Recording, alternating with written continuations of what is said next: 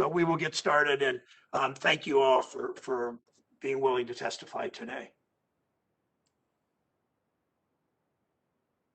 3, 2, 1. Senate Committee on Banking, Housing, and Urban Affairs will come to order. This hearing is in the virtual format. A few reminders as you begin. Once you start speaking, there will be a slight delay before you're displayed on the screen. To minimize background noise, please click the mute button until it's your turn to speak or to ask questions. You should all have one box on your screens labeled clock that will show how much time is remaining. For witnesses, you'll have 5 minutes for your opening statements. For all senators, the 5-minute clock still applies, of course, for your questions. 30 seconds remaining, you'll hear a bell ring to remind you your time is almost up. It'll ring again at 0. If there's a technology issue, we'll move to the next witness or senator until it's resolved. And to simplify the speaking order process, Senator Toomey and I have agreed to go by seniority for this hearing. Emerson teaches us that history is a battle between what he called the innovators and the conservators. The innovators work to find new ways to make government work for the people it serves and deliver results for everyone. But the conservators, the corporations, the special interests, the elite who've amassed wealth and power at the expense of workers and their families, the conservators never give up. So it is with predatory lending. In the late 1990s, payday lenders were desperate to find a way to evade state laws that limited them from charging exorbitant interest rates that trap people in a cycle of debt they can't get out of no matter how hard they work. They came up with what the OCC called Rent-a-Charter, what we now know as the Rent-a-Bank scheme. Because banks are generally not subject to these state laws, payday lenders funneled their loans through a small number of willing banks. It looked like the banks were making the loans when really it was the payday lenders. Federal regulators, Republicans, and Democrats saw through this ruse. Under President Bush, the OCC described these rent-a-bank schemes as abusive, their words, and later warned about banks that, quote, rent out their charters to third parties who want to evade state and local consumer protection laws. In the years that followed, the OCC and FDIC shut down a series of these schemes by payday lenders and banks. States from across the country also stepped in to crack down. The Georgia legislature in 2004 passed a law to crack down on rent-a-bank schemes. Regulators in West Virginia and the ranking members in my home states of Pennsylvania and Ohio and New York and Maryland and other states followed suit. States also passed new laws to limit interest rates on payday loans. Since 2010, Montana, South Dakota, Colorado, Illinois, Virginia, last year, Nebraska all passed laws to cap interest rates on payday loans at 36%, still a very high number that will make any company plenty of money. Several other states, including California and Ohio, also passed laws to limit the interest that can be charged on consumer loans. These new laws passed with overwhelming bipartisan support. And more than 75% of voters in Nebraska and South Dakota supported the ballot initiatives to cap interest rates on payday loans. In recent years, new fintechs have emerged that partner with banks to offer responsible small dollar loans at affordable rates. Of course, the payday lobby didn't give up. We now have a separate group of online payday lenders resurrecting the same old rent-a-bank scheme and not even attempting to hide it. One online lender recently told its investors it would get around California's new law by making loans through bank sponsors that are not subject to the same proposed state rate limitations. Another one said there's no reason why we wouldn't be able to replace our California business with a bank program. Given the broad bipartisan support for these laws, we all hoped that the Trump OCC would take action and crack down on these schemes that have been rejected by voters and legislatures in state after state. The last Republican administration under President Bush stood up for consumers on this point. But last year, the OCC issued what's known as the True Lender Rule, overruling voters of both parties and giving a free pass to these abusive rent-a-bank schemes. The rule was rushed through by the acting controller, who cut his teeth helping banks ruthlessly foreclose on homeowners, and a deputy controller with deep ties to the payday lobby. Republicans have selected the two of them to be witnesses at today's hearings. The OCC and Mr. Brooks have argued that the true lender rule is necessary so that the agency has the necessary authority to oversee banks' relationships with payday lenders, but that's just not true. The OCC didn't lack any authority when it cracked down on rent-a-bank schemes in the early 2000s. The OCC also attempted to justify its efforts by claiming that it promotes innovation and provides certainty to the markets. The only certainty we need is the certainty that workers and their families will be protected from these exploitive interest rates. The last thing we should be doing is encouraging lenders to, in their words, innovate. We know that just means new ways to get away with ripping people off. That's why across the country, a broad bipartisan coalition is asking Congress to overturn the OCC's harmful true lender rule. Support includes the National Association of Evangelicals, the Southern Baptist Convention, other members of the Faith and Just Lending Coalition. That coalition wrote to Congress, I quote, predatory payday and auto title lenders are notorious for exploiting loopholes in order to offer debt trap loans to families struggling to make ends meet. The OCC's true lender rule creates a loophole big enough to drive a truck through. That was the Faith and Just Lending Coalition words. I'd also like to submit the entire letter for the record, along with letters from a bipartisan group of state attorneys general, state bank regulators, 375 consumer, civil rights, labor, and small business organizations asking Congress to overturn the true lender rule. Today, we'll hear from one of the members of the Faith Coalition, Dr. Frederick Haynes, senior pastor at Friendship West Baptist Church in Dallas. We'll hear today from North Carolina Attorney General Josh Stein. He represents a bipartisan coalition of state attorneys general, including the Republican attorneys general in Nebraska and South Dakota, who have called on Congress to overturn the OCC's true lender rule. Like so much we do, this comes back to one question: whose side are you on? You can stand on the side of online payday lenders that brag about their creativity and avoiding the law, and they find new ways to prey on workers and their families, or we can stand up for families and small businesses and the state attorneys general and state legislatures who've said enough and are trying to protect themselves and their states from predatory lending schemes. Some issues that come before this committee are complicated. They divide people.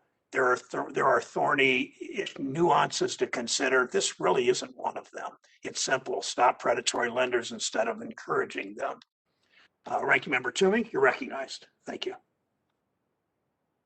Thank you, Mr. Chairman. You know, in the last decade, we've seen financial technology companies, fintechs, driving amazing new innovations in financial markets. Fintechs have had remarkable success in developing technology-oriented solutions to meet consumers' needs.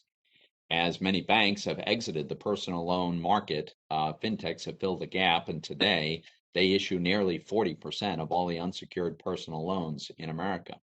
In recent years, both nationally chartered and state chartered banks and credit unions have begun to partner with fintechs to offer improved products and reach more customers.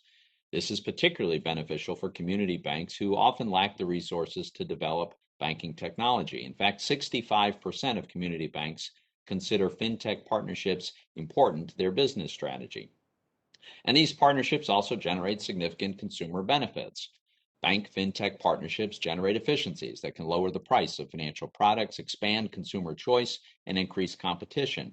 And these bank fintech partnerships offer a wide variety of credit products, not just small dollar loans, but credit cards, home equity lines of credit, personal loans, auto lines, mortgages, and small business loans as well.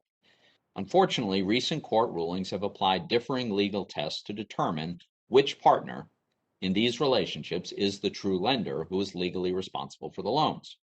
And these tests have created uncertainty that threatened to reduce the access to credit for customers, especially for riskier borrowers. That's why there's been bipartisan congressional support and industry support for clarifying the issue. So last year, the OCC issued its true lender rule to provide the much needed regulatory clarity. And the rule holds that a national bank responsible, it holds a national bank responsible for a loan when, at the time the loan is originated, the bank is either named in the loan agreement or it funds the loan. This allows the OCC to supervise these loans and ensure that the bank's not evading the law, including consumer protection laws. Now, contrary to some claims, the rule is not intended to facilitate rent-a-charter arrangements where banks don't comply with the law. In fact, the OCC's rule does just the opposite. A rent-a-charter arrangement means that no party takes compliance responsibility for a loan. That's where the true lender rule comes in and is different. It ensures that the national banks that partner with third parties are accountable for the loans they issue through these partnerships, and it allows the OCC to supervise the origination of these loans. You don't have to take my word for it. The current acting director of the OCC, not a political appointee, but one who's been a career civil servant for more than 30 years, recently wrote to Congress making this very point. The true lender rule also provides the clarity needed for bank fintech partnerships to flourish and for national credit markets to function. For over 4 decades, federal law has allowed both nationally chartered and state chartered banks to export the state law governing interest rates from their home state where they are based. The true lender rule simply allows fintechs to partner with banks which already operate with these efficiencies. Absent the true lender rule, uncertainty about who the true lender really is creates uncertainty about whether the bank can export its interest rate. If the bank guesses wrong, the loan could be unenforceable. That uncertainty jeopardizes the viability of the bank fintech partnerships. But more importantly, it disrupts the functioning of the secondary market for credit. Why does the secondary market matter? Because when a bank sells a loan, it frees up capital to make another loan. This is very well understood in the mortgage space. When a bank sells a mortgage to the GSEs, it frees up the capital to lend to an additional home buyer. Well, the same principle applies in the secondary market here. Banks will likely issue far fewer loans if they cannot reliably sell those loans into the secondary market. Fewer loans means less access to credit, less access means higher costs, and less willingness to provide the limited supply of credit to higher risk borrowers. The result? The most marginalized consumers are hit the hardest. This isn't just my opinion. Almost 50 leading financial economists from prominent universities, including Harvard, Stanford, the University of Pennsylvania, made these very points in an amicus brief in support of the OCC's true lender rule. We have empirical evidence too. Studies have shown that after a 2015 court ruling created uncertainty around the ability to export interest rates to New York, it became significantly harder to get loans in New York, especially for high-risk borrowers. Despite the importance of the true lender rule, some I know want to rescind it using the Congressional Review Act, and I suspect the motivation is that overturning the rule would subject more loans to state interest rate caps. But that may not be the effect. I think the more likely effect is that these loans simply won't get made. That's why price controls are not the answer. They'll exclude people from the banking system, they'll restrict the credit supply, and make it harder for low-income consumers to access credit that they need. The best form of consumer protection is a robust, competitive market. Preserving regulatory certainty and clarity through the true lender rule advances that cause. Thank you, Mr. Chairman. Thank you, Ranking Member Chummy, for your comments. I will introduce the witnesses. Mr. Josh Stein is Attorney General of North Carolina. As Attorney General, he works to protect North Carolina families from crime and consumer fraud. He previously served as a state senator as Deputy Attorney General for Consumer Protection in the North Carolina Department of Justice. Ms. Lisa Stifler is the Director of State Policy at the Center for Responsible Lending. She works with local organizations and lawmakers to eliminate abusive lending and debt collection practices in their state. Ms. Stifler also advocates on the national level on abusive debt collection and debt settlement practices, as well as predatory auto and student lending. Dr. Frederick Haynes is a senior pastor, activist, and educator with the Friendship West Baptist Church in Dallas. Dr. Haynes currently serves as chairman of the board of the Samuel DeWitt Proctor Conference, board member of the Conference of National Black Churches and the National Action Network, and a member of the board of trustees for Paul Quinn College. Mr. Brian Brooks is the former acting controller of the currency. Prior to becoming acting controller, Mr. Brooks served as senior deputy controller and chief operating officer. Before joining OCC, Mr. Brooks worked at Coinbase, Fannie Mae, O'Mulvany, and Myers, and at One West Bank. Mr. Charles W. Telemiris is Henry Kaufman Professor of Financial Institutions at Columbia Business School, Director of the Business School's Program for Financial Studies Initiative on Finance and Growth in Emerging Markets, and a professor at Columbia School of International Public Affairs. He previously served as Senior Deputy Controller for the OCC. Welcome to our witnesses. General Stein, we'll start with you. Thank you for joining us. Mr. Chairman and members of the committee, my name is Josh Stein, Attorney General of North Carolina, and I am pleased to have this opportunity to discuss the OCC's so-called true lender rule. It's more accurate, however, to call it the fake lender rule because predatory lenders dress up their loans to try to make them look as though they were made by an entity exempt from state usury law, such as a national bank regulated by the OCC. If not reversed, this new rule provides a get-out-of-jail-free card to predatory lenders who violate state laws limiting interest rates and fees on consumer loans. For nearly 200 years, state and federal courts, using the true lender doctrine, have recognized and outlawed subterfuges that put form over substance. This doctrine looks to whether a predatory lender retains the predominant economic interest in the loan to determine whether the predatory lender is the true lender and therefore must comply with state rate caps. North Carolina has a long history of strong laws and vigorous enforcement against unfair consumer lending. For a brief experimental period from 1997 to 2001, North Carolina law permitted payday lending. During that time, we learned firsthand the economic damage these incredibly high-cost loans inflict on working families, especially those in neighborhoods of color and near military bases. The average borrower rolled over more than 8 loans at 419% from the same store, and 1 out of 7 borrowers took out more than 19 loans per year. These loans were not a source of occasional credit, as the marketing suggested, but rather a debt merry-go-round borrowers could not get off. Anita Monti, a 61-year-old grandmother from Garner, made $9 an hour working the second shift.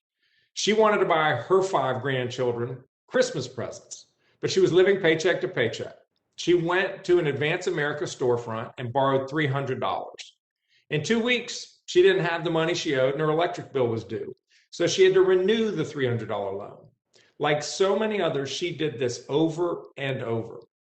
After paying fees every 2 weeks for a year, in all nearly $2,000 just to borrow $300, she was only able to repay the original loan after earning a raise to $12 an hour and scrimping on food. Due to the exorbitant interest rates and patterns of harmful repeat borrowing that buried thousands of North Carolinians like Anita in debt, North Carolina's legislature allowed this law to sunset in 2001. After the sunset, most payday lenders complied and closed their doors. However, others, including Advance America and Ace Cash Express, looked for ways to circumvent North Carolina law using rent-a-bank schemes. The bank's names were placed on the loan documents, but the payday lenders marketed, underwrote, assumed the risk, claimed the profits, and made the loans at sky-high interest rates of up to 521% to North Carolina consumers. After an enforcement action by the then North Carolina Attorney General, the North Carolina Commissioner of Banks held that the payday lender, despite its rent-a-bank subterfuge, was in fact the true lender and therefore subject to state usury law. North Carolina is by no means alone in protecting our borrowers. Other states have also relied on the true lender doctrine to stop payday lenders from using rent-a-bank schemes to evade their state interest rate laws. This new rule threatens to upend efforts to protect our people. Along with 7 other attorneys general, I filed a lawsuit in the Southern District of New York challenging the rule, and we are confident in our legal position. The congressional review process, however, provides a far more straightforward and quicker means to reverse the fake lender rule than does litigation. That's why a bipartisan group of 25 attorneys general recently urged Congress to disapprove this new rule. Protecting our constituents is our highest calling, and I am proud to stand up for hardworking North Carolinians like Anita. As senators, you have the authority to help people like her all across this country. It's an awesome power, and I ask that you exercise it. Thank you for your time. Thank you, General Stein. Ms. Stifler, you're recognized for 5 minutes. Good morning, Chairman Brown, Ranking Member Toomey, and members of the committee. I'm Lisa Stifler, Director of State Policy at the Center for Responsible Lending, an affiliate of Self-Help Credit Union. Thank you for the opportunity to discuss the single greatest threat to the ability of states to protect their residents from payday and other high-cost loans. With the blessing and facilitation of federal regulators, we are seeing the reemergence of predatory rent-a-bank lending schemes. In these schemes, a non-bank lender makes loans at rates higher than allowed by state law by renting out the name and charter of a rogue bank that is exempt from state interest rate caps, and then the non-bank lender attempts to claim that exemption for itself. These partnerships are shams created with the express purpose of skirting state law, and they trap consumers in unaffordable loans. The OCC's True Lender Rule will pave the way for more of these schemes to proliferate. The rule was hastily proposed and then finalized a week before the 2020 election, with the agency failing to meaningfully address concerns raised in the more than 4,000 comments filed. The rule facilitates rent-a-bank schemes just like those used by payday lenders in the early 2000s, until both federal and state regulators shut them down. The rule overturns the decades-long OCC position that these sham arrangements are an abuse of the national charter. The OCC also ignored the procedural requirements in the Dodd-Frank Act established by Congress to prevent this exact kind of regulator overreach. The OCC's aggressive preemption of state consumer protection laws that precipitated the 2008 financial crisis. It is no mystery what happens when these protections are removed. The cycle of financial instability caused by high-cost lending is the reason states adopted these protections in the first place. The harms fall mostly on lower-income working families and communities of color. That is why faith leaders, community, and civil rights groups across the country, along with, are united in opposition to this rule, as well as attorneys general and state banking regulators from both parties. How the OCC's rule will work is already clear because OCC-regulated banks are enabling some of the most predatory loans on the market. For over a year, Stride Bank has been helping the payday lender Curo pilot installment loans at rates as high as 179% APR for loans up to $5,000. This outrageously priced loan is illegal in almost every state. Yet the OCC rule invites predatory lenders to evade state laws by paying a bank to put its name on the paperwork. Another OCC-regulated bank, Axos Bank, rents its name and charter to the predatory small business lender, World Business Lenders. WBL loans run in the tens and even hundreds of thousands of dollars and carry rates as high as 268%. Often secured by the borrower's personal residence, these loans are causing small business owners to lose their homes. The OCC is aware of these sham arrangements, but it has taken no public action against the banks and even directly supported WBL in court. Clearly, the agency's assurances that the rule will not allow harmful loans are belied by these facts and the agency's own actions. People and communities across the country are reeling from the economic impacts of COVID-19. As we look to create a strong recovery for all, one way not to help these families is to eviscerate state interest rate laws. Congress and the prudential regulators should focus on ensuring a fairer financial system that serves all consumers rather than creating new avenues for predatory lenders to drive consumers further away from the financial mainstream. Because Congress has not yet enacted a federal interest rate ceiling, state interest rate limits are the only protection against high-cost predatory loans. This is not a close call or even a complicated issue. The OCC's rushed and ill-conceived rule is bad for consumers and small businesses, is bad for states' rights, overturns centuries of case law, and is antithetical to the goal of an inclusive economic recovery. And it is illegal under federal law. Simply put, this rule facilitates loans illegal under state law, not just any loans, but ones reaching 200 and 300% APR. That's the decision here, siding with illegal lending practices or standing up against them. We urge you to stand up against them and repeal the OCC rule. Thank you, and I look forward to answering your questions. Thank you, Ms. Stifler. Dr. Haynes is recognized for 5 minutes. Welcome to the committee. Good morning, Chairman Brown, Ranking Member Toomey, and members of the committee. I'm Frederick Douglass Haynes III. I serve as the pastor of Friendship West Baptist Church, a congregation of 12,000 parishioners in Dallas, Texas. I'm grateful for the opportunity to morally appeal to you on behalf of a broad and diverse faith community. The coalition includes Southern Baptist Convention's Ethics and Religious Liberty Commission, the National Association of Evangelicals, the National Baptist Convention, and the United States Conference of Catholic Bishops. Quite a diverse coalition. And we're appealing to you because we must stop those who would use their greed to exploit those in need through high-cost predatory debt traps that we consider usury. Faith groups of all traditions, representing 118 million Americans, mobilized to call on the CFPB to enact a strong rule addressing the inimical systems of payday lending debt traps. We call on you now to stop this harmful rent-a-bank rule. Usury and economic exploitation of the poor are condemned in all faith traditions. Those who exploit the poor through predatory practices are referred to in scriptures as wolves.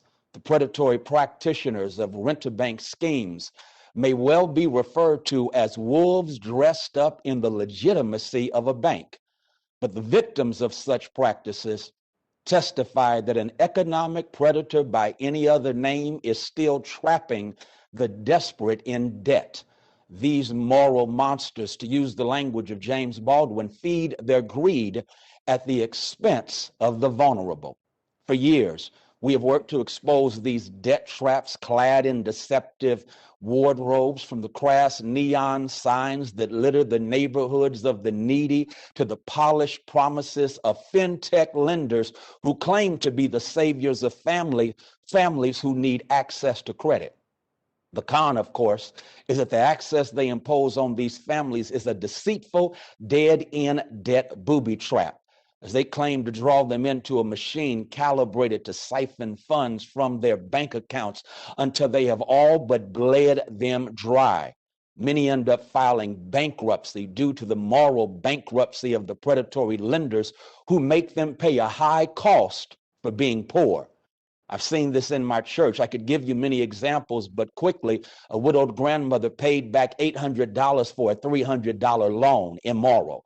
A young college graduate who worked 2 jobs took out a payday loan as mother became sick, believing it would help him get through the crunch, but an interest rate of 450% set him up to bring him down financially. He ended up losing the car he needed to get to work. That's immoral.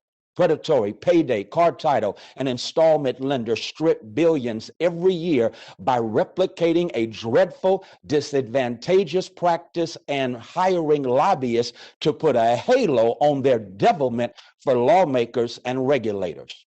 I'm appalled by the harm done to those who face historic divestment, who are exploited.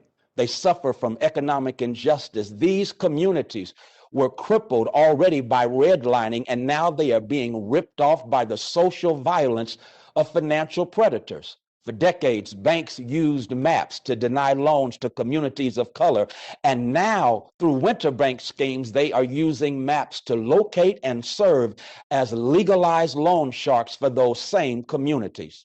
Payday lenders have an ugly history of setting up shop in Black and brown neighborhoods. We've seen this firsthand in the community surrounding our church here in Dallas, and research bears it out. Now many are shifting to online loans through Rent-a-Bank schemes and targeting the same struggling communities. That the OCC would open up our communities to more exploitation when we are suffering already so severely from COVID-19 is immoral. It's disgraceful that the OCC would give predatory lenders a way to charge 200 to 400% interest and even more, even in states that have fought hard to stop this predation with the 36% interest rate cap. That is indeed obscene, and as we put it in my faith community, it's sinful and demonic.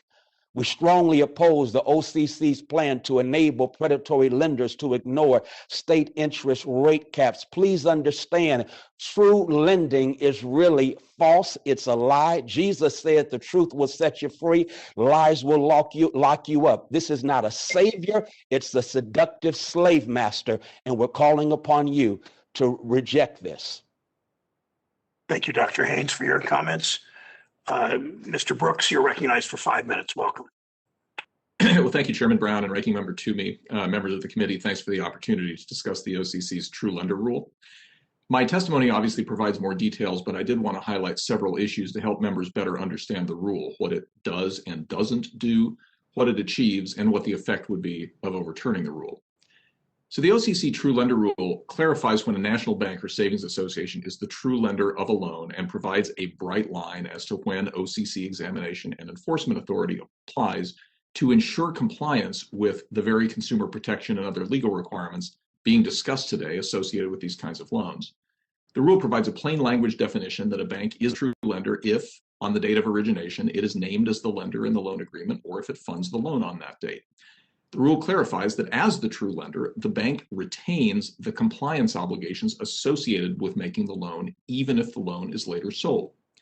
Rather than a safe harbor, as critics of the rule suggest, the rule ensures that the bank faces strict federal supervision for all the compliance considerations for making a loan, including but not limited to fair lending, consumer compliance, sound underwriting, and BSA and anti-money laundering regulations. The rule actually negates concerns regarding harmful rent-a-charter arrangements by preventing situations where banks make loans on behalf of third parties, as was discussed previously, and then walks away from any responsibility for the loan.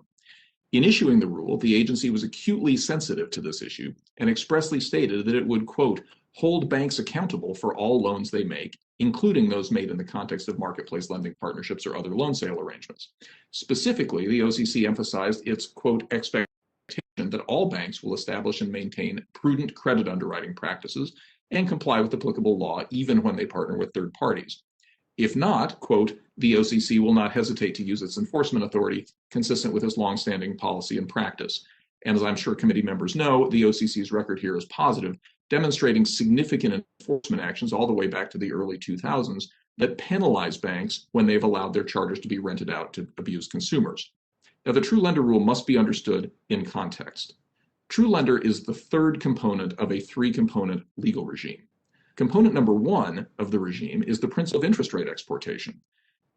The Supreme Court in its 1978 Marquette decision and Congress's 1980 enactment of the Depository Institutions Deregulation and Monetary Control Act allowed both national banks and state banks to export their home state's interest rate to customers in other states. This principle is not new, nor is it partisan. Marquette was argued by Robert Bork, but decided by Justice William Brennan on behalf of a unanimous Supreme Court. The Monetary Control Act enjoyed majority support of both parties and was signed into law by President Jimmy Carter. Now, the second component of the legal regime, of which True Lender is a part, is the valid when made concept. That concept flows from the idea that banks have the ability to sell loans to third parties. This is good policy because it allows banks to take the money generated by the loan sale and recycle that money into the next loan, thus increasing the total supply of credit. And economic studies show that when banks are not able to do this and their available funds to make loans is reduced, the first people to suffer are low and moderate income Americans. Court cases from around the country have held that the interest rate on a loan that is valid when made by a bank remain valid even after the loan is sold to a third party. The exception is the famous Madden decision, and we now know the effect of Madden. In the two states subject to that decision, loans to low and moderate income Americans fell by 64% afterward. And why? Because when bank lending is limited to the bank's own balance sheet, the bank will first make loans to the safest and usually richest borrowers. And when it runs out of lendable funds, or when it reaches borrowers whose market rate of interest exceeds the legal rate, it will stop lending. In other words, Madden did not reduce the price of credit to those borrowers. It reduced the availability of credit to people who needed it most. Criticism of Madden, again, is not a partisan issue. President Obama's Solicitor General advised the Supreme Court that the Madden Court of Appeals, quote, erred in holding that state usury laws may validly prohibit a national bank's assignee from enforcing the interest rate term of a debt assignment that was valid under the law of the state in which the national bank is located, close quote. Again, that is the Obama administration Solicitor General speaking. Having said all this, the True Lender Rule does not alter states' authority to set their own banks or non-bank lenders, or to define what true lender means for state-chartered banks, nor does it alter state authorities to license, regulate, and enforce laws applicable to non-bank lenders and financial services providers. And I think the states should vigorously exercise those authorities regarding those state licensed companies. I would note that the very payday lenders and others that often come in for criticism are state licensed companies, and if the state has serious concerns about them, they are of course free to revoke their licenses or take other action. Senators, the issue here is about price controls, and I would ask you to consider it that price controls result in shortages. Thank you. Thank you, Mr. Brooks. Dr. Kalamiris is recognized for 5 minutes. Thank you for joining us.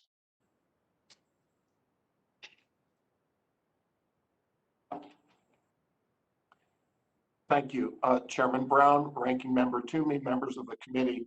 It's a pleasure to be with you today. I request that my written testimony and a supporting document that I quote extensively in my testimony be entered into the record as well. I will explain the economic benefits that arise from allowing financial institutions of various kinds to partner with each other in providing lending services to their customers in the context of an integrated national market for loans. A massive amount of evidence has come to light showing the advantages of an integrated national market for loans that permits diverse businesses with different comparative advantages to work together in the lending supply chain. Recently, a nonpartisan group of 47 leading scholars of banking working at America's greatest universities summarized this literature in an amicus brief, which was filed in support of the OCC's defense of its valid when made rule and by extension its true lender rule. My testimony describes that consensus, which is remarkably clear and unequivocal. The true lender rule clarifies that a bank that originates a loan retains the consumer protection obligations related to making that loan, and whether or not it sells the loan to another party. Some state authorities oppose the valid when made and true lender rules to preserve the ability of the state to enforce usury laws that limit interest rates on loans. If state challenges were upheld in the courts, that would wreak havoc on the national market for loan sales. But why does that matter to individual consumers? The central insight of the amicus brief is that the competitive abilities to originate loans, to hold loans, or to perform other services related to loans in the supply chain differ across providers. Pooling funds and skills in the loan supply chain within an integrated, competitive, and innovative national market makes loans cheaper for borrowers. Quote from the brief, if the usury law of the loan buyer state applied to the loan, the market for loan sales would be significantly disrupted. An institution in one state could legally make the loan, but institutions in other states may not purchase it with the same pricing. Consequently, the integrated secondary market for loan sales would be reduced and fragmented across groups of states with similar usury laws. Therefore, to preserve a well-functioning market for loan sales, the OCC's rule should be maintained, end quote. Low-income, risky, and small-dollar borrowers would be especially harmed if the rule were rejected. Quote, the expansion of lending and lowering of risk made possible by loan sales should lead to more financial inclusion and broader access to credit. Studies have shown that loan sales reduce the interest rates that borrowers pay on their loans and increase the likelihood that borrowers will receive a loan. These advantages should, in theory, be especially important for small and risky borrowers who are often excluded from receiving loans when credit is constrained. Moreover, many innovative new fintech lenders rely on loan sales as a means of leveraging their origination capabilities, which can carry particular benefits for less wealthy or higher risk borrowers. Limits on the viability of the loan sales market would therefore have adverse effects on the underserved by limiting their ability to receive lower cost loans, as well as receive funds through innovative financial inclusion intermediaries, end quote. But shouldn't we worry that allowing loan sales across state lines undermines the effectiveness of usury laws? Is that a bad thing? Quoting again from the study, quote, usury rates attempt to restrict any potential market power that banks can use to disadvantage borrowers. However, usury ceilings also could differentially curtail loans to riskier and lower quality borrowers, thus pushing them towards less regulated types of borrowing.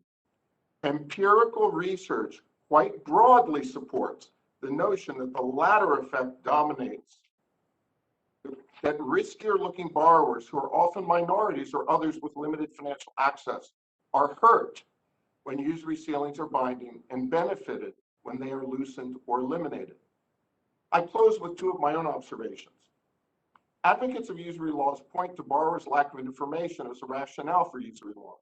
A borrower could qualify perhaps for a loan at 8%, but may not be aware of that, and a lender might trick him or her into agreeing to a much higher interest rate. This sort of trickery is possible when loan markets lack competition and when borrowers lack information about their own credit risk. As the appendix to my testimony shows, the role of new fintech entrants, who should not be confused with payday lenders. In fact, they're the competition for payday lenders. As the appendix shows, the role of new fintech entrants in strengthening competition and empowering borrowers with new sources of information are precisely the reasons that fintech firms are making important contributions to financial inclusion. I'll stop there. Thank you very much. Thank you, Dr. Calamaris, for your testimony. I will begin the questions and then Senator Toomey. I start with Dr. Haynes, Dr. Frederick Douglass Haynes. You're testifying today as part of a broad coalition of faith-based institutions working to end predatory lending, as you made clear. Talk to me how, and these institutions politically certainly differ all across the political spectrum. Why are they united in this work to end predatory lending and opposed to the true lender rule? Well, because of the fact that across all faith traditions, there is, usury is condemned, economically exploiting those who are already vulnerable. Those practices are condemned in both the Hebrew Bible as well as the Greek New Testament. Usury is condemned. Jesus overturned the money tables that may well be fintech or payday loan stores of his day. The Hebrew Bible repeatedly warns against usury. So this is something that we have joined together because morally, we all agree that usury is wrong. Morally, we all agree that exploitation of the poor is something that God frowns upon. And so that is why, again, though we may be ideologically and politically different, we all agree morally that usury damages any community. Thank you, Dr. Haynes. Ms. Stifler, how's the true lender rule from the OCC different from how the agency approached Rent-a-Bank schemes under the Bush administration? Thank you for asking this question, Senator Brown. So this rule, the OCC's rule, is a 180-degree change in policy. Under the Bush administration, the OCC emphasized that preemption was an inalienable right of the bank itself. It looked at rent-a-bank schemes and said that preemption isn't like excess office space in a bank-owned office building that the bank can just rent out. So it shut the schemes down. The OCC that finalized the true lender rule, by absolute contrast, laid out a welcome mat to predatory lenders and said, here's your preemption.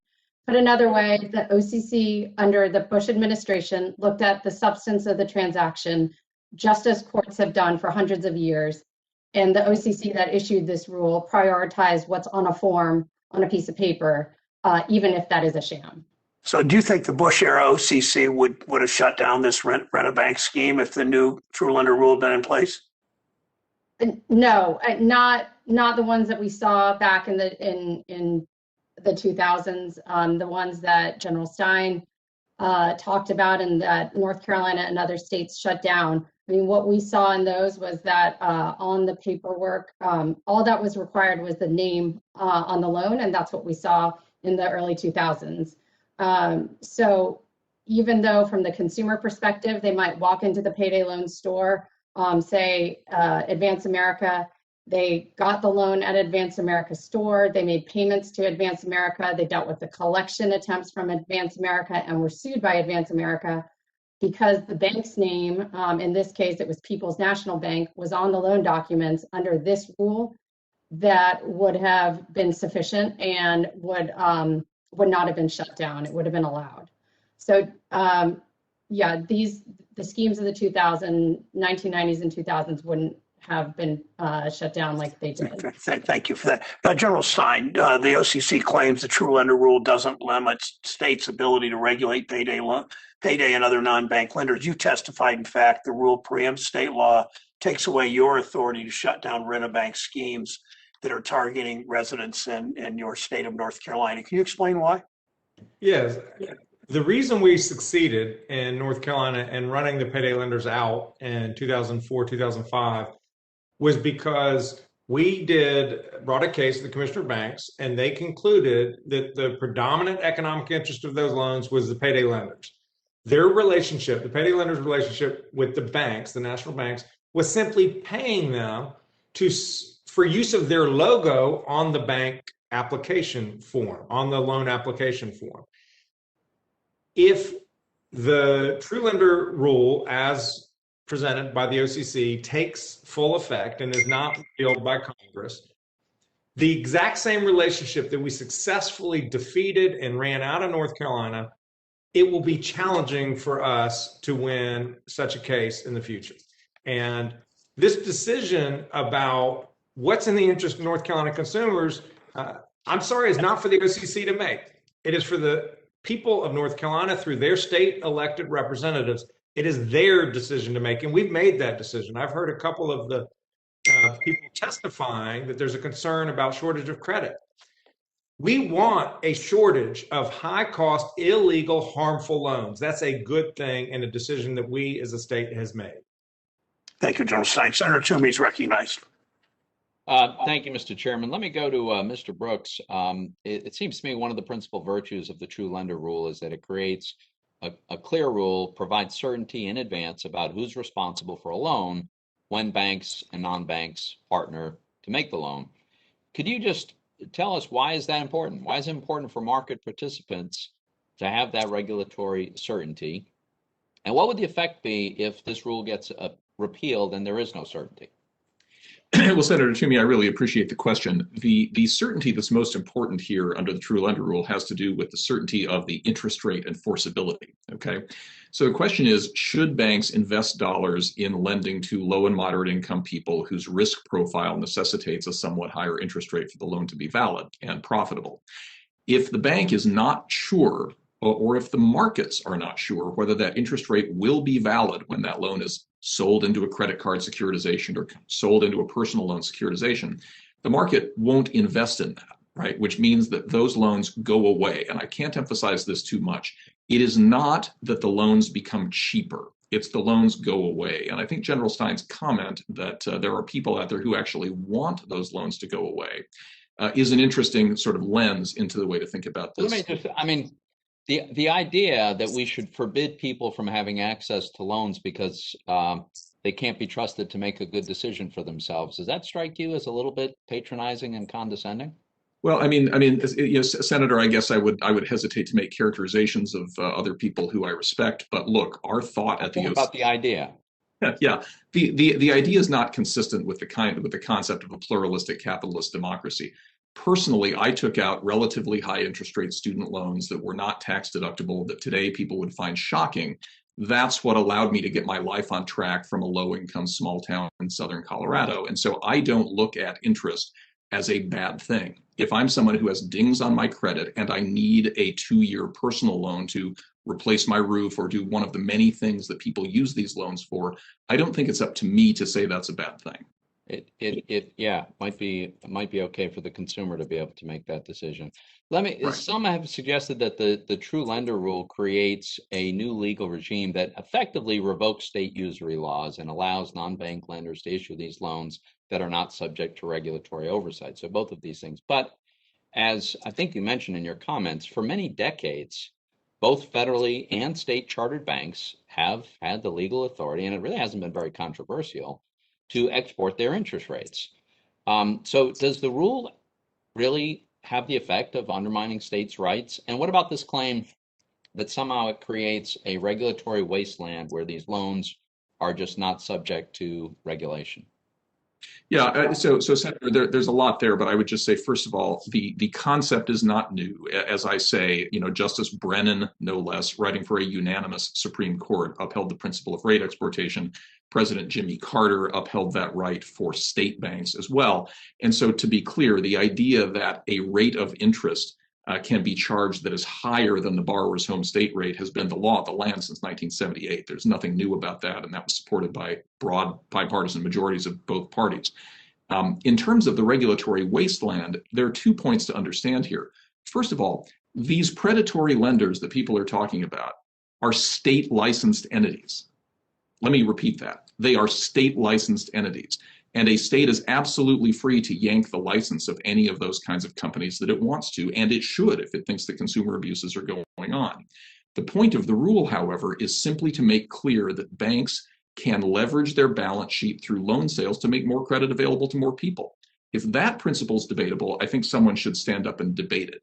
But if the idea is for Advance Americas, they should have their licenses yanked by the state who licensed them. Thanks. Just quickly, Professor Calamaris, I think some have clearly indicated that their concern with the true lender rule is that if it were overturned, it would subject some number of additional loans to state price caps. In the view that price controls are good for consumers, is it your view that price controls are good for consumers and that's what we ought to seek? I think your mic's off. Oh, is it on now? Now it is, yes. Yeah. The evidence, which I summarized in my statement, it clearly shows that usury laws are bad for consumers, that they limit credit availability for consumers, especially for low income and small borrowers and high risk borrowers. So there's no question about that. And that's not just my opinion, that's the entire economic literature. What I would also point out is that the opportunity that I think all of us have in our minds, that we'd like to see borrowers who can qualify for lower interest rate loans not be tricked into high interest rate loans. Right. I think that's a valid issue. And what I want to point out, I hope everyone will just take a few minutes to read my 5-page appendix on what's going on right now in financial inclusion and protecting consumers coming from these fintech bank partnerships. It's really exciting. It's quite impressive. It has absolutely nothing to do with payday lending, except that it is an alternative to payday lending. And it is steering low income and low dollar borrowers to much lower interest rates. That is what's at stake here. So I think we have a pretty severe mischaracterization of these very flexible and innovative new partnerships that are really empowering consumers in new ways. I give many examples in my testimony. Since I wrote my testimony, some people have actually come to me and said, hey, you left me out. I'm a firm that's doing this too. So it's actually a very broad-based and exciting new movement. And I hope we don't, in some misguided attempt to thwart something, undermine this progress. Thanks very much. Thank you, Mr. Chairman. Thank you, Senator Toomey. Senator Reed from Rhode Island is recognized for 5 minutes. And let me direct my question to Attorney General Stein. There's been a recurring discussion about the effect of interest rate caps or usury laws on unintended consequences and restricting credit. I think in North Carolina, you actually have some real evidence of what happens when a law is imposed and when it's taken off. Could you comment on that, General? I'd be happy to, Senator Reed. Thank you. Yeah, we actually are a bit of an experiment. I guess that's how federalism is supposed to work. We authorized it and then we took away that authorization. And there was an extensive study done by UNC after the law went away, surveying low-income households and universally needed credit. And the conclusion of the survey was that the absence of storefront payday lending did not have a meaningful impact on availability of credit to households in need because there were an array of other options available to them. In fact, when they asked the households what they thought, 90% of them said that they thought payday lending was a bad thing. And of the universe of those households that had taken out payday loans in the past, by more than 2-to-1 ratio, they said these were bad things, not good things, that they were incredibly easy to get into because of the marketing and ease, but incredibly difficult to get out of. And so, yes, there are alternatives to credit, credit options to people that are not exploitative, and that's much better. Thank you very much, General. Ms. Stifler and Dr. Haynes, we have been talking about sort of the direct course and repayment of these loans with high interest, but we, working with Chairman Brown and others, passed the Military Lending Act, which has a 36% cap on loans. And when the Department of Defense was finalizing its rules, they pointed out there are associated costs to the payday lending.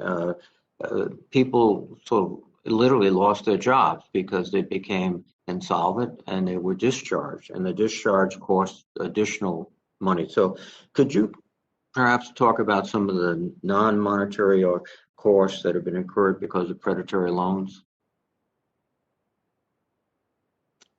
First, Ms. Stifler. Thank you, Senator Reed. I'd be happy to. So there are high cost payday and other high cost loans are associated with a cascade of long lasting financial consequences. They include bankruptcy, insufficient fund fees, other bank penalty fees, and often being shut out of the banking financial mainstream because bank account closures. Borrowers who take out car title loans often lose their cars to repossession and are unable to get to work and at risk of losing their jobs. There are a lot of the debt associated with high cost loans come with health consequences and due to stressors of being in debt. And for small business borrowers, they deal with harassment, bank fees, bankruptcy, loss of their business, and often loss of personal home. So those are just some of the other additional harms, and I'm sure Dr. Haynes has some personal stories that can bring to bear. Thank you, Doctor. And I'll just add that, I mean, the attack on the mental health of those who find themselves stressed out because they cannot, again, pay off the loans, and their economic situation not only spirals downward and they find themselves again stressed, but there's so many other ramifications. It's almost a domino effect of consequences. So when you move from the mental health, not only to mental health, but then the families. I've literally seen families fall apart because they could not handle the stress of having been put in the debt trap that they found themselves in. And so mental health as well as families falling apart are just two examples of the cascading effect of these predators. Thank you very much. I'm not aware of my time, Mr. Chairman. I have one other question, but Ms. Stifler. Certainly proceed, Senator Reed. Go ahead. Ms. Stifler, you said in your written testimony, predatory lending is fundamentally structurally different than responsible lending. High-cost lending turns incentives on the head so that the lenders succeed or fail. Could you explain that? Certainly. With reasonably priced loans, lenders only succeed when borrowers are able to repay the principal. But with high-cost loans, this isn't the case. So with a high-cost installment loan, like many in these rent-a-bank schemes that we're seeing, the high interest rates slow down the repayment of principal so much that the borrower can pay for months or even years without making virtually any dent in the principal. But the borrower has paid so much in interest alone by then that the lender has already reached a profit on the loan without the borrower's principal balance decreasing at all.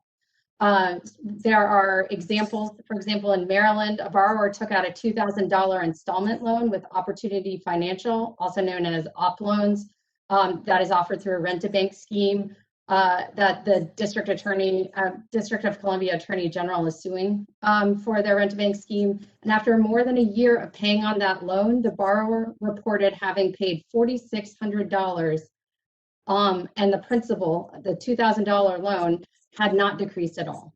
So this is an example of how truly unaffordable loans can get you stuck in the debt trap, and the flip of what affordable loans do for borrowers as they're actually paid off. Thank you. Thank you, Mr. Chairman. Thanks, Senator Reed. Senator Tillis of North Carolina is recognized for 5 minutes. Thank you, Mr. Chairman, and a special welcome to General Stein. It's good to see you. We spent time in the legislature together. I first have to go back and to my time when I was 13 years old. I knew what a 90-day note was because that's what my dad got back when we had personal banking relationships, and some of the larger banks or regional banks were willing to take a risk on somebody who had no guaranteed income stream, I did construction work for him. He would get a project from insurance damage. He'd go to the bank, get a 90-day note with the understanding that we could probably get it done in 6 days and pay it off. Nowadays, you virtually have no personal banking relationship with the large banks, particularly for somebody like my father who had 6 mouths to feed. And I would argue probably a relatively high risk profile. Fortunately for him, he was able to pay them off. But Mr. Brooks and Mr. Calamiris, it seems like those days are gone for most of the large banking institutions. So I'm worried.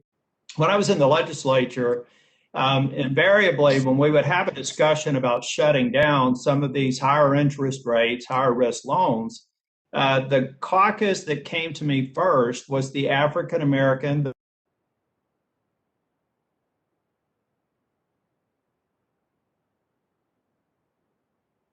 communities, that the lower interest loans were not going to be available to them. And so they were more likely to go off the books and get loans from people who were far more predatory because they escaped any regulatory oversight. Do you agree with that opinion if we're not careful with the policies moving forward with the OCC rule?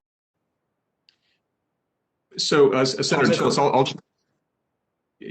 I'll kick it off if I might, and thank you for the question. I would say the whole point of the work that the OCC did over the last year, starting with the small dollar lending guidance and culminating in True Lender, was to get banks more involved in this market so that we had to rely less on non-banks. I do find it a little bit puzzling why we're spending so much time talking about payday lending when I don't think the OCC is ever likely to endorse a payday lending arrangement at all. What we're really talking about is the personal loan market, the market where fintechs now have a larger market share than banks do because banks have left that segment.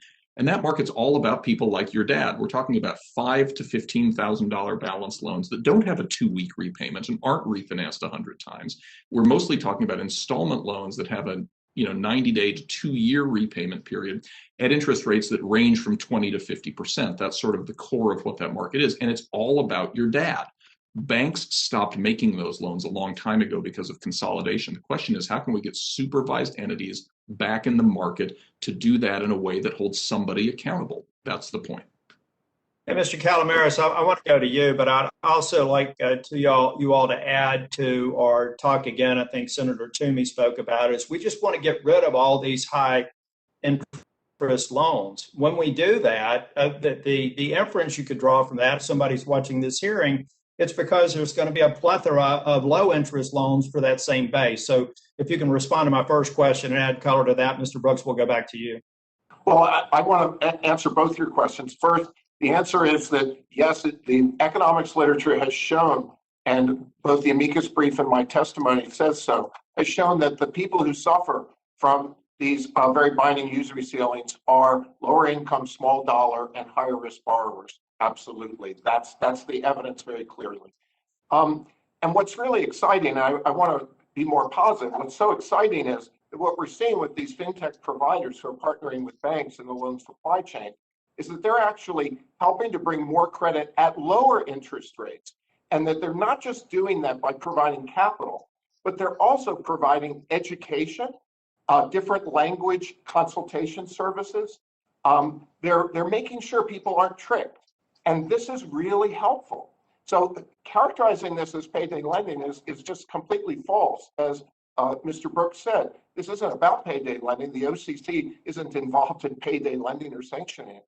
This is about broadening the base of access for consumers. And that's really where the discussion should be focused. I hope people will read my appendix to give a little bit more of a sense of the richness of what's going on right now. Well, I thank you all both for your responses. I may have a couple of questions for the record. Look, there's no question that there are predatory lenders out there. And there's no question, that's why I supported financial literacy initiatives when I was Speaker of the House in North Carolina, that we need to make everybody aware of their lowest cost option for financing. Count me in for doing that. But removing this for the dads of today who are trying to get that short-term loan to put food on the table for 6 kids, count me out of that. Thank you, Mr. Chair. Thank you, Senator Tillis. Senator Warren of Massachusetts is recognized for 5 minutes. Thank you, Mr. Chairman. So in our legal system, states set interest rate caps, determining what interest rates constitute usury. If I lend to my neighbor in Massachusetts, our interest rate will be capped at the Massachusetts maximum, which is 20%. The idea of protecting borrowers from usury dates back to the Code of Hammurabi, to the Bible, to the Quran, to every colony in pre-revolutionary America, and to every state in the United States. In 1979, the Supreme Court took that away, opening a loophole to let federally chartered banks escape centuries of usury laws. And then over time, banks figured out that they could open that loophole even wider through the so-called Rent-a-Bank scheme. Now, under this arrangement, a non-bank lender, like an online lender or a payday loan company that would usually be subject to usury laws, finds a bank that's willing to originate a loan on its behalf and funnels the loan through the bank and avoids state interest rate caps. That means that instead of interest rate caps like 20%, which the state legislature determined, interest rates can go to 35% or 400% or 1,000%. Last year, the OCC issued a rule clarifying who is entitled to the usury exemption in cases like these. Mr. Brooks, you were acting controller when the OCC's true lender rule was finalized. The rule acknowledges that rent-a-bank schemes have, and I'm going to quote you here, no place in the federal financial system. Is that your personal view as well? Absolutely. Good. It's mine too. So let's take a look at what the rule you pushed through actually allows. Mr. Brooks, under your rule, if a payday lender arranges a loan for a consumer, it is subject to state usury laws. But under the OCC's new rule, if that same payday lender arranges for a bank to originate the loan, and then the payday lender immediately buys the loan back from the bank to collect the payments, the bank would be considered the true lender so long as it was named in the loan agreement, and that loan would be exempt from the state's usury laws under this rule from the OCC. Is that correct? Yeah, if the bank is named as the lender, so the consumer is told that's their lender, or if the bank funds the loan, then right, the bank is expected to treat that as though it's its own loan for underwriting and consumer protection and all other purposes. And because banks have an exemption from state usury caps, there would essentially be no limit as to what the payday lender could charge a borrower if it just funnels its loan through a bank. So could it be 20% or 35% or 400% or 1,000%? Well, Senator Warren, I disagree with the premise, because in the example we're talking about, it's not that the payday lender is charging a rate, it's that the bank is charging a rate, which means the bank has to assess ability to repay. They have to assess fair lending and everything else. It is not that the payday lender is originating. It is that the bank is originating subject to super. I see what you're trying to do with the language about who's originating. I understand that the payday lender has gotten the bank to put its name on the paper. But my question is, if it's the payday lender who finds the customer, who has the whole idea, who puts this together, but gets the bank to put its name on the paper, will that loan be subject to usury laws? It's a pretty straightforward question. I think, Senator Warren, that it's the preamble to the question that's not straightforward, because the preamble assumes that the bank would originate a payday loan with all that implies, with the likelihood of refinance, with the likely inability to repay, et cetera. Banks aren't allowed to do that. The whole point of bringing let me just stop you right there, just because I want to be clear on this.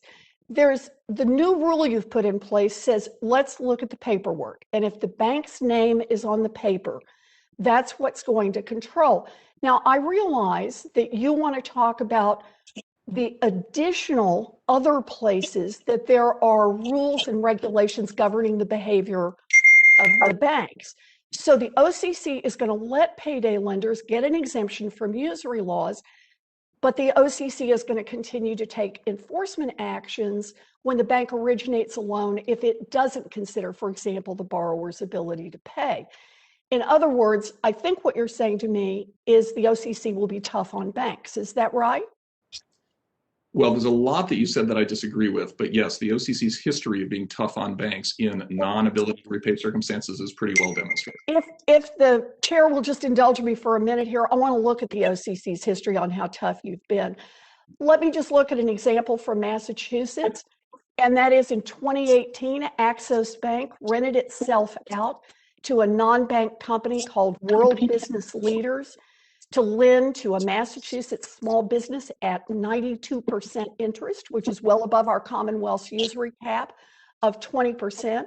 The company arranged the loan, set the terms, collected the payments, but the name Axos Bank was on the loan document. So let me just ask you, Mr. Brooks, this one will be a really short question. How many enforcement actions has the OCC taken against Axos Bank in recent years? It's a great question, but we didn't have the true lender rule in 2018, which is sort of the point. So how many enforcement actions did you take? Because you had all the rest of the rules were still in place. Senator Warren, I personally imposed more than $1 billion in penalties. How many? It's a really straightforward question. I've got one bank charging 92% interest. How many enforcement actions did you take? There's a word you don't want to have to say here. I'm not sure. No, I'm not sure. Zero. None. Under the previous administration, banking regulators wrote rules the way the banking industry wanted, created loophole after loophole for bad actors, and put the interests of the wealthy and the powerful ahead of families and small businesses. We're going to have a chance to vote on this in the Congressional Review Act resolution to nullify the true lender rule, and I very much hope that we pass that and undo the damage that the Trump-appointed regulators have done. Thank you, Mr. Chairman, and thank you for your indulgence on time. Cortez Masto recognized for 5 minutes. Thank you, Mr. Chairman, and thank you to the panel. So appreciate the conversation today. It is just so important. Mr. Brooks, let me ask you this. Some non-bank lenders have openly acknowledged that they are funneling their loans through banks to evade state interest rate caps. Isn't that true? If there's a non-bank lender that said any of those words, I'd be very, very surprised. Well, they have. So as the regulator, doesn't that concern you? Former regulator, shouldn't that concern you? Yeah, so Senator, I'm not aware of anyone who's publicly said they're either funneling I or understand. I'm just telling you they have. And so I appreciate that. But as somebody that now is making you aware of it, I would assume, maybe I shouldn't assume, that you should be concerned about it. And isn't it true that the FDIC has not proposed any similar rule? Well, that's not quite right. So as I said, there are 3 laws that work together. They are all integrally related. So there is the interest rate exportation rule, which I don't think anybody's questioning. There's the valid when made rule, which really is what this whole discussion's been about today, because this really hasn't been about true lender. It's been about whether a bank can sell a loan to a non-bank and have the interest rate travel. And the FDIC did adopt that rule around the same time the OCC adopted it. Let me ask you this. Let me ask you this, because you're going to talk it to death, and I appreciate that. Listen, I've listened, and I appreciate that. But as a former Attorney General, I have to be concerned about those individuals who are out there that literally are using it to skirt around state laws. You know that, we know that, it is happening. And I appreciate where you're coming from, because you were the controller, acting controller, when this law was passed. So let me ask Attorney General Stein, based on this new rule that banks' names on papers control, and the example that Senator Warren just gave to Mr. Brooks, how would that affect your ability to challenge a payday lender in a bank who is skirting your state interest rate caps? Would it make it more difficult to challenge that arrangement and protect your constituents in your state? Thank you, Senator Cortez Masto. Absolutely. I mean, this is a perfect example of the OCC trying to preempt states' ability to protect their people from unlawful, high-cost, harmful loan products. Now, ask yourself, these third-party lenders, are they doing these relationships with national banks in states that don't have interest rate caps? No, they will only enter into these relationships with national banks because they have to take a slice of their fee to pay the bank for use of the logo on their application form. They don't want to do it if they don't have to. They only will do that in states like North Carolina, like Massachusetts, like Pennsylvania, where the state legislatures have made the determination that they want to protect their people. And they're trying, the OCC will make it much more difficult for us to enforce state law against those types of subterfuges. Thank you. And let me just say, in the FDIC's 2019 How America Banks survey, 5.7% of Nevada households had taken out a payday loan. That's the highest in the nation. And according to the Center for Responsible Lending, the typical annualized percentage interest on a payday loan in Nevada is 652%. Now, our state legislature has taken steps to regulate payday lending, including the development of a database tracking payday loans. Ms. Stifler, let me ask you this. Would the OCC's new rule undercut Nevada's ability to track those loans to consumers or even challenge the state from taking future action to limit predatory lending? Thank you for that question, Senator. Yes, this rule will impede Nevada's ability to track loans and to also to, in the future, set interest rate limits. But one thing I want to clear up around confusion that's happening around why we're talking about payday loans. It's because payday lenders are engaging in these schemes right now, online and in stores. Just as Mr. Palomiras, sorry if I pronounced your name wrong, has found fintech companies engaging in good behavior, we've been finding daily payday lenders and other high-cost lenders engaging in online and in-store behavior. Check into cash, one of the frequent users of Rent-a-Bank schemes in the 2000s, is using the scheme again in states like Ohio, Arizona, Virginia, Nebraska, and California, states that have capped rates in recent years on payday and other high-cost installment loans, and they're doing it in-store and online. Thank you. I know my time is up. Thank you so much, Ranking Member Brown, for this great conversation today. Thank you, Senator Cortez Masto. Senator Van Hollen's recognized for 5 minutes. Well, thank you, Mr. Chairman, and thank you for holding this important hearing. Thank you to all the witnesses. As we've heard, this new so-called true lender rule really just opens up the floodgates to rent-a-banks and predatory lending. I do hope the Congress will muster the votes to overturn it. In my state of Maryland, we have laws in place to try to prevent predatory lenders so they can't take advantage of consumers. Under our state law, the maximum interest rate on a $1,000 loan is 33%. On a $2,000 loan, it's 24%.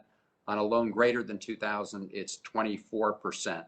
And yet, through these rent-a-bank schemes, predatory lenders can essentially evade these caps, launder high interest rate loans, and we're talking about rates 179% or higher, and they can do this just by having a rubber stamp, quote, partnership with these banks, as has been described. Ms. Stifler, you started to talk about this in response to Senator Cortez Masto's question, but from your research, have you seen this resurgence of rent-a-bank schemes? If so, how are they the same or how are they different from what we saw in the early 2000s when the OCC and state attorney generals shut them down? And if you could just go into detail, because some claim that we're not seeing these problems. Thank you for the question, Senator Van Hollen. Yes, we are seeing a reemergence of rent-a-bank schemes. There have been some rogue banks renting out their charters over the past few years with a handful of schemes, but increasingly we are seeing more and more of these schemes emerging thanks to the OCC and FDIC recent actions over the past couple of years. Today's schemes are fundamentally the same as in the 2000s, early 2000s. The non-bank handles virtually all of the loan functions, but the bank's name is on the paperwork as a lender in order to try to get around state law. Shortly after origination, the non-bank lender buys the bulk of the financial interest in the loan from the bank. And while some of today's schemes might be dressed up a little bit fancier with the fintech aura than the older schemes, they still have the same rent-a-bank evasion. The loans we're seeing are still extremely high cost and extremely predatory. They're made by payday lenders. They may not be the 2-week loans that perhaps Mr. Brooks is thinking of, but they are the 18-month loans at $5,000. They are offered in stores and online, like I mentioned, and they are growing. They're also point of sale loans, they're car title loans, and they're high cost loans that are in 45 states plus the District of Columbia are not legal right now. Well, thank you. And Mr. Stein, just to follow up on that, and thank you for bringing the legal actions that you are on grounds of preemption, that this rule preempts state law and violates the criteria that need to be applied for any kind of preemption. From your perspective and the perspective of the states, what has been the experience with the OCC's preempting state consumer protection laws in the past? And are there parallels between what's happening now and what we saw in the early 2000s that contributed to the meltdown? Thank you, Senator Van Hollen. A great question. This is not the OCC's first gambit at trying to keep states from looking out for their borrowers. North Carolina was the first state in the country to pass an anti-predatory lending law back in 1998, and then a number of other states followed. And these were laws that required an analysis of a borrower's ability to repay, a prohibition on flipping loans to charge unnecessary fees, negative amortization, all these things that led to a surge in dangerous high-cost subprime loans throughout the early 2000s. We fought back against their preemptive moves, but the damage was done, and we all lived through the painful Great Recession that was really sparked by the meltdown of subprime mortgage lending. That's why you all passed the Dodd-Frank Act, and that's why you all put restrictions on the OCC's ability to preempt states, because you had seen that negative experience. The OCC is currently flouting the dictates of Congress by failing to engage in the preemption requirement you imposed on them. And that's why we urge you all to exercise your authority under the Congressional Review Act.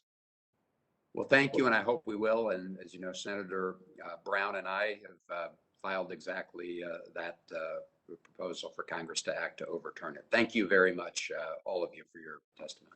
Thanks. Thank you, Mr. Chairman. Thank you, Senator Van Hollen. Senator Smith, thank you for allowing Senator Warnock to go next. I really appreciate that, as I'm sure he does, because he's got somewhere he needs to go. Senator Warnock from Georgia is recognized for 5 minutes.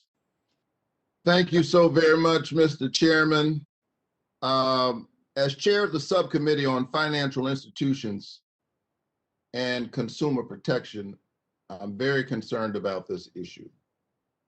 And I want to make it very clear that I'm going to do everything I can to protect consumers, but especially the most marginalized. Vulnerable people are the ones who are targeted by these loans. And this so-called true lender rule, what a misnomer. There's nothing true about it. It provides an avenue for predatory lenders to partner with banks to peddle harmful short-term loans with triple-digit interest rates, triple-digit, in states that have reasonable and often voter-approved caps, like North Carolina, on interest rates to protect consumers. Today, nearly 16,000 payday and auto loan stores operate nationwide. I have seen this up close and firsthand as a pastor in the Auburn Avenue community in Atlanta, Georgia, and in other pastorates. Pastor Haynes, let me begin with you.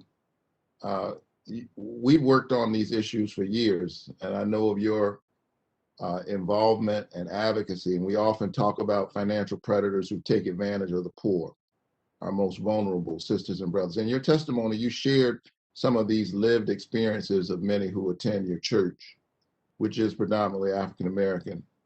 Could you briefly talk about how these Rent-a-Bank arrangements are affecting both older and younger generations at Friendship West Church and in the surrounding community? And what do you think are the long-term economic and wealth consequences for the consumer? Thank you for the question, Senator Warnock. As you know, usury is unbiblical, it's immoral, and the reason is because of the damage it does to those who are already economically vulnerable. In the area where I'm blessed to pastor, sadly, within a 3-mile radius, you have in excess of 20 payday loan and car title loan stores. At the same time, we've seen banks vacate that area, and so the payday and car title loan stores become the options that persons have in order to make up for being in an underserved area.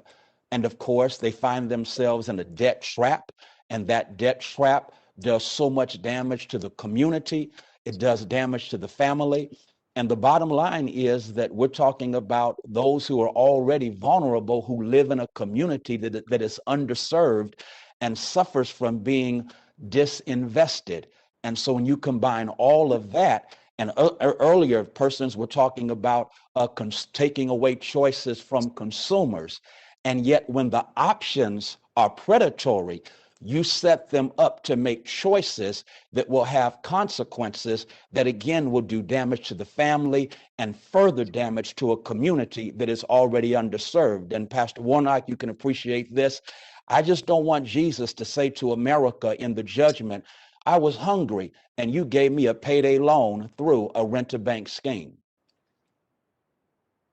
Thank you so much, Pastor Haynes. And I think it's an important point that you make this assumption about somehow we're providing options when the reality is people are being ghettoized and channeled and marginalized to these inferior loan products that set up a cycle of debt. Ms. Stifler, in your testimony, you noted that these types of lenders disproportionately hit communities of color due to the long history of racial discrimination within housing, banking, lending, and employment, often aided and abetted by some of our government's own policies. In addition to passing the Senate joint resolution to overturn this bad rule, what other actions should our federal regulators take to close this predatory loophole and lessen its impact on vulnerable communities? Senator Warnock, thank you for the question. Yes, I mean, there are a number of actions that are federal, that can be taken at the federal level, whether it's the regulators or you all in Congress. I think one of the key policies that could be pursued is a federal interest rate ceiling, like I mentioned in my testimony. While 18 states plus the District of Columbia have strong interest rate caps on payday loans, and they represent over 115 million people in the country, the rest of the country is at risk to predatory payday loans. So something that the Congress can do and that we support is the federal interest rate cap of 36% or less. We have to support Senate Joint Resolution 15. This is the start, and there's more work to be done. Thank you so much for your testimony, and thank you, Mr. Chairman. Thank you, Senator Warnock. Senator Smith from Minnesota is recognized for 5 minutes. Thank you, Chair Brown. So every year in Minnesota, people in Minnesota and all across the country are taken advantage of by financial institutions, by companies, by individuals acting in bad faith. And we know researchers and advocates, like some that we have today on this great panel, have long criticized payday lenders for preying on struggling consumers and trapping them in this cycle of debt. And too often we know that the victims of these abusive practices are from low-income communities and from communities of color. People are ripped off, and it is immoral and disgraceful. In Minnesota, a 2016 analysis showed that Black Minnesotans are twice as likely as Minnesotans as a whole to live within 2.5 miles of a payday loan store. So I want to drill in on this in a couple of different ways, and I would like to start with Attorney General Stein. You joined a group of other attorneys general, including our outstanding Attorney General from Minnesota, Keith Ellison, in filing a lawsuit against the OOC to challenge this so-called true lender rule. So can you just explain to us whether or not you think that this so-called true lender rule makes it easier for payday lenders to rip off consumers? I mean, that's how it seems to me. It just makes it easier for them to do this.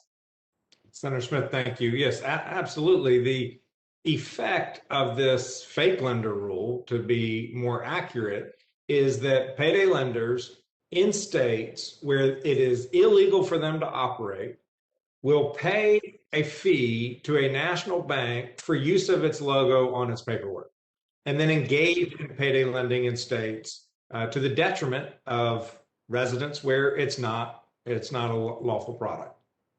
So not only does it make it easier, but for these payday lenders to rip people off, but it also makes it harder for you to do your job of protecting consumers, which is part of what your charter is, your job is as an attorney general, right?